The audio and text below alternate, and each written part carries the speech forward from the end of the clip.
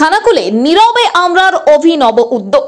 শিশু দিবসে শিক্ষামূলক অনুষ্ঠানের মাধ্যমে খুদেদের মুখে হাসি। শিশু দিবস উপলক্ষে খানাকুল জুড়ে আলোড়ন ফেলে দিল স্থানীয় স্বনামধন্য স্বেচ্ছাসেবী সংগঠন খানাকুল নীরবে আমরা।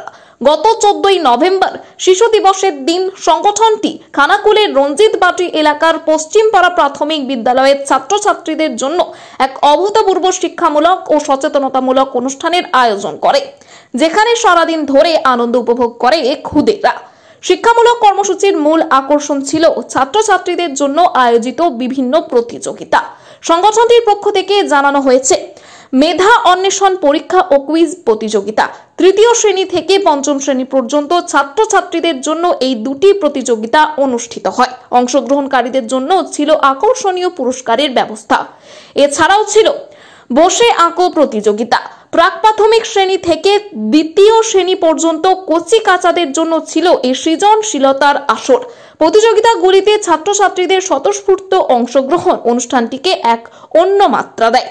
এই উদ্যোগ প্রসঙ্গে স্বেচ্ছাসেবী সংগঠনের অন্যতম গুরুত্বপূর্ণ সদস্য তন্ময় পলিতা বলেন, এই কাজ আমাদের দৈনন্দিন দিনের অংশ। এই শিশু দিবসের দিনে শিশুদের পাশে থাকতে পেরে আমরা খুব আনন্দ উপভোগ করলাম। এই ধরনের কর্মসূচি পালনের মাধ্যমে আমরা আগামী প্রজন্মকে সঠিক পথে চালিত করার বার্তা দিতে চাই। তিনি আরো জানান, আমাদের এই স্বেচ্ছাসেবী সংগঠন বিভিন্ন স্তরের মানুষের সহযোগিতায় চলে। আমরা যাতে ভবিষ্যতেও এরকম আরো সামাজিক ও শিক্ষামূলক কর্মসূচি পালন করতে পারি, তার জন্য খানাকুলের সকল মানুষকে আমাদের পাশে থাকার এবং সহযোগিতা করার আহ্বান জানাচ্ছি।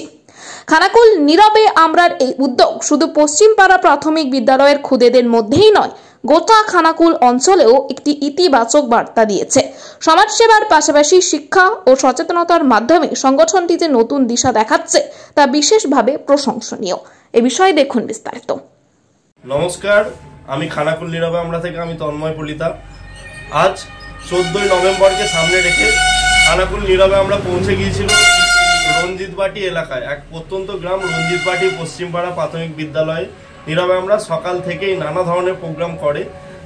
প্রথমেই প্রার্থনা সঙ্গীত এবং তারপরে জওহরলাল নেহরুর মূর্তিতে মাল্যদান এবং আজকের দিন প্রসঙ্গে কিছু কথা হয়। তারপরে আমরা এক অভিনবত্ব ভাবনা দিয়ে ভেবেছিলাম যে আজকের দিনে ছেলে মেয়েরা তাদের সৌভ্রাতৃত্ববোধ হারিয়ে ফেলছে, তাই আমরা আজকের দিনেও রাখি বন্ধন উৎসব পালন করেছি। একে অপরকে রাখি পরিয়ে আজকে সৌভ্রাতৃত্ববোধ ছাত্রছাত্রীদের মধ্যে জাগ্রত করার চেষ্টা করেছি। এরপরেই হয় ক্লাস ওয়াইজ বসে আঁকো প্রতিযোগিতা, মেধা অন্বেষণ টেস্ট এবং প্রজেক্টরের মাধ্যমে দাদাগিরি স্টাইলে কুইজ প্রতিযোগিতা।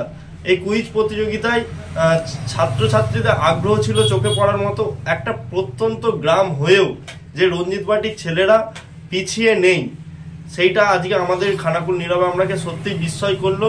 কারণ আমরা 2024 সালে দেখেছিলাম যে রঞ্জিতবাটি এলাকা কিভাবে এফেক্টেড ছিল এবং আমরা ওই এলাকাতে বন্যার সময় আমরা প্রাণ নিয়ে পৌঁছে গিয়েছিলাম। সেই জায়গা থেকে আজকে অভূতপূর্ব সাফল্য রঞ্জিতবাটি পশ্চিমপাড়া প্রাথমিক বিদ্যালয়ের ছাত্রছাত্রীদের। হ্যাঁ, আগামী দিনে বলতে আমরা তো বিগত 5 বছর ধরেই আমরা বিভিন্ন এডুকেশনাল প্রোগ্রাম এবং বিভিন্ন অসহায় মানুষদের পাশে দাঁড়াচ্ছি। তো ভবিষ্যতেও আমরা দাঁড়াবো। আমাদের সামনেই আছে পুরনো জামা কাপড়ের কর্মসূচি এবং ডিসেম্বরের শেষ সপ্তাহতেই আমরা একটু বাইরের পরিকল্পনা করছি, অর্থাৎ জেলার বাইরে যাবার পরিকল্পনা করছি। আমরা জেলার বিভিন্ন জায়গায় কাজ করতে চাই এবং ভবিষ্যতে যাব। খুব তাড়াতাড়ি আমাদের ফেসবুক গ্রুপে নতুন আপডেট আসবে আমাদের কাছে। খানাকুলের মানুষকে অবশ্যই ধন্যবাদ জানাবো, কারণ মানুষের সাহায্য ছাড়া আমরা অসহায় মানুষদের কাছে আমরা পৌঁছাতে পারতাম না।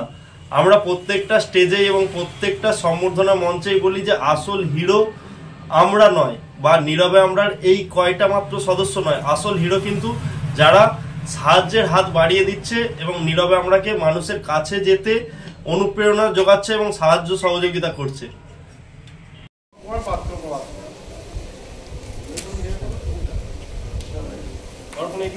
না